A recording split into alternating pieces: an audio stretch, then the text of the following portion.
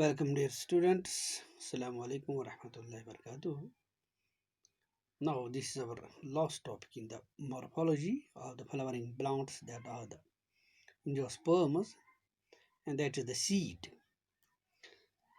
आज हम morphology के अंदर जो flowering plants की morphology थी तो उसके अंदर जो last topic है seed वो हम पढ़ने जा रहे हैं. उस पर ज़रा हम बात कर लेंगे थोड़ी सी. तो कल हमने फ्रूट्स के जो डिफरेंट टाइप्स थे उनके बारे में बात की. So now we will start today with fruits. तो फ्रूट से हम शुरू करेंगे. अब आज का जो टॉपिक हमारे पास है और कहीं न कहीं ये वो लास्ट टॉपिक है जो हम आज शुरू करने जा रहे हैं. Morphology of angiosperm. Yes. Now the seed. What are the seed? The ovules after fertilization, they develop here.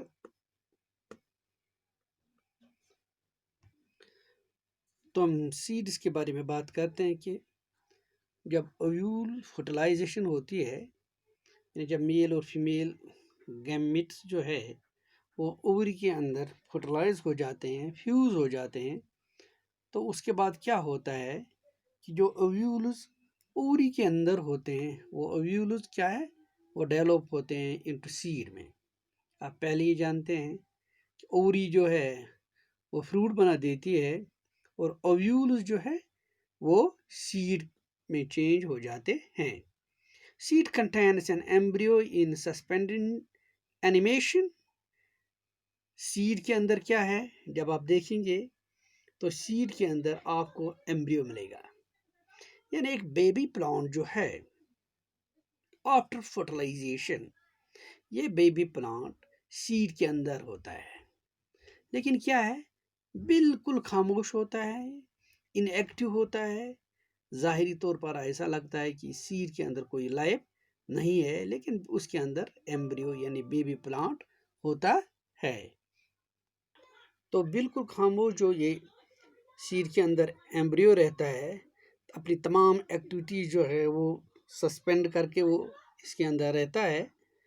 Then adequate reserve food for future development of embryo and covering for protection against mechanical injury, loss of water और दूसरी जो process होती है.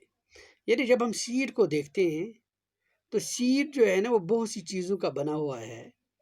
पहले हम की देखते हैं कि इसके अंदर एम्ब्रियो होता है बिल्कुल खामोश सस्पेंडेड फॉर्म में. फिर आप देखते हैं कि इसमें एक रिजर्व फूड होता है. सीड जो है पूरा रिजर्व फूड का बना हुआ होता है. ये रिजर्व फूड किसके लिए है? It is for the development of the embryo.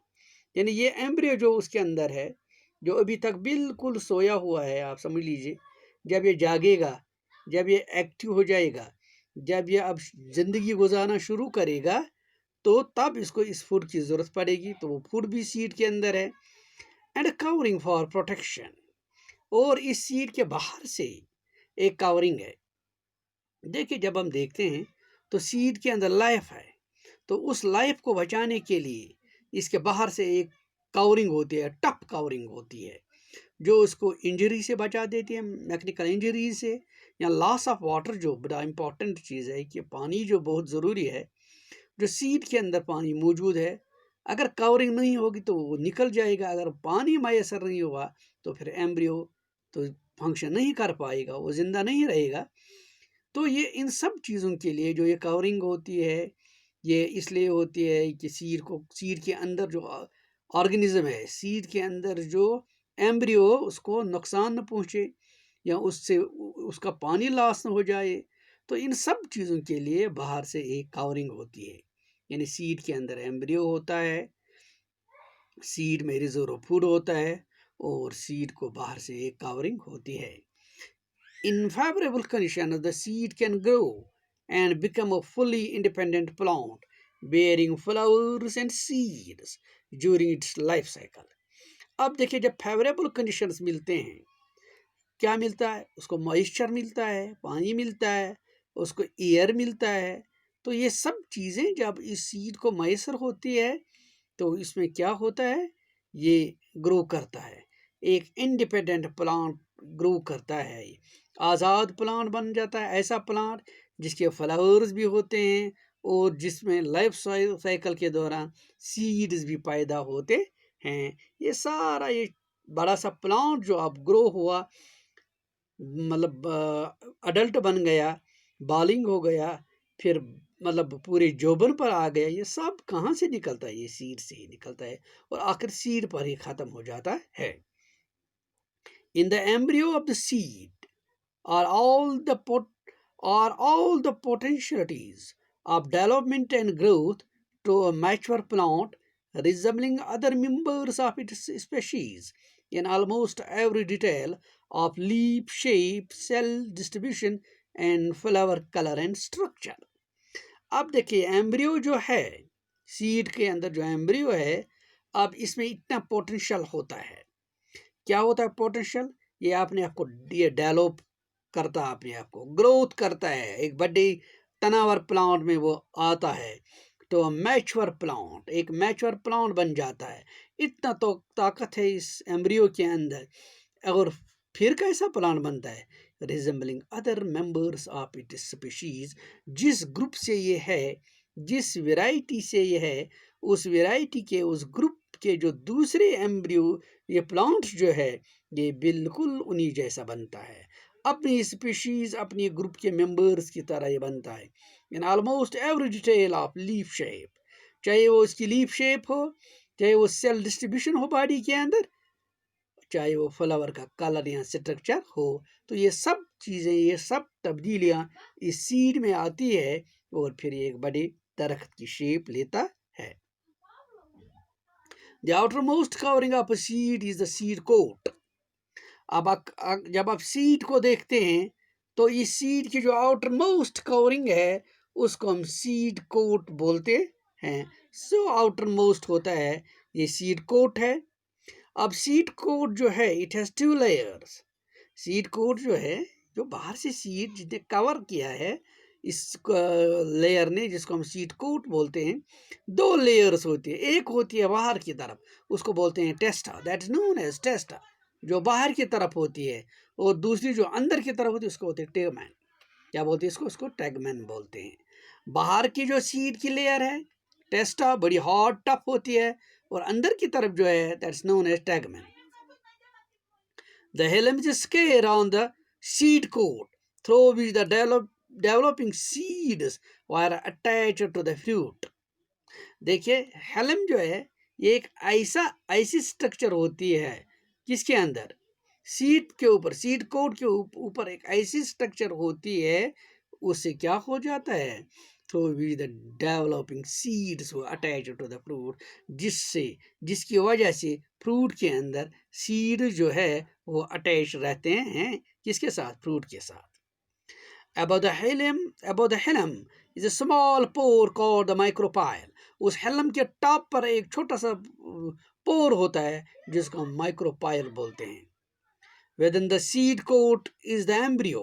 Seed coat के अंदर एम्ब्रियो है, that consists on an embryonial axis and 2 cotyledonous. वो सीड के अंदर जो एम्ब्रियो है बिल्कुल एक एम्ब्रियोनिकल एक्सिस होती है, एक लाइन की तरह वो होता है, और 2 कार्टिलेडनस उसमें होते हैं। The cotyledons are often fleshy and full of reserved materials. ये cotyledons जो है, cotyledons अक्सर ये fleshy होते हैं और इसमें reserved food होता है। At the 2 ends of the embryonial axis are present the radicle and the plume. और जो 2 ends यानी जो ये एम्ब्रियोनियल एक्सिस जो है, ये लाइन जो है, इसके 2 सिरे हैं।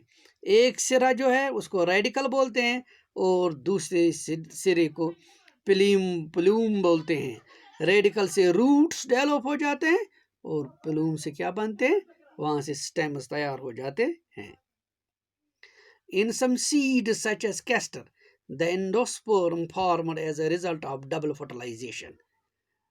जैसे डबल फर्टिलाइजेशन के बारे में आपने सुना है कि क्या होता है कि जब दो गैमेटोफाइट्स ओवरी के अंदर चले जाते हैं, एक नॉर्मल इसके साथ जुड़ जाता है एग के साथ, वो नॉर्मल फर्टिलाइजेशन होती है।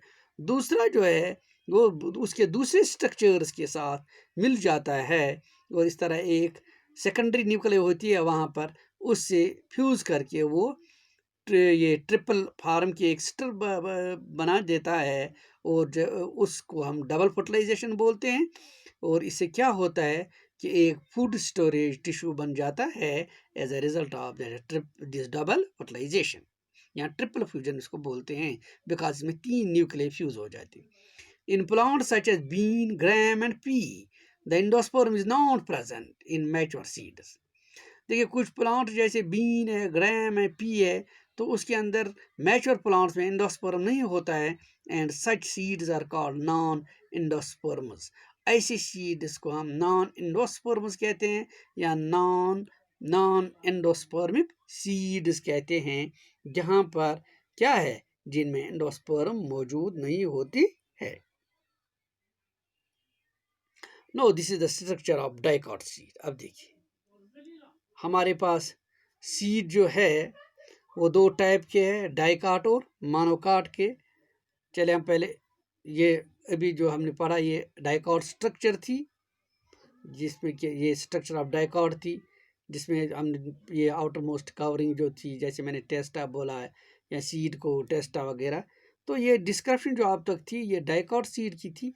तो ये है डाइकॉट सीड्स। आप देखिए इनको गौर से, दिस है सीड ऑफ कैस्टर, ये कैस्टर का सीड है, ये चलाजल एंड है, ये हिलम है, ये देखिए ये हिलम है जहाँ पर सीड जो है ना वो इसके साथ यहाँ पर अटैच रहते हैं।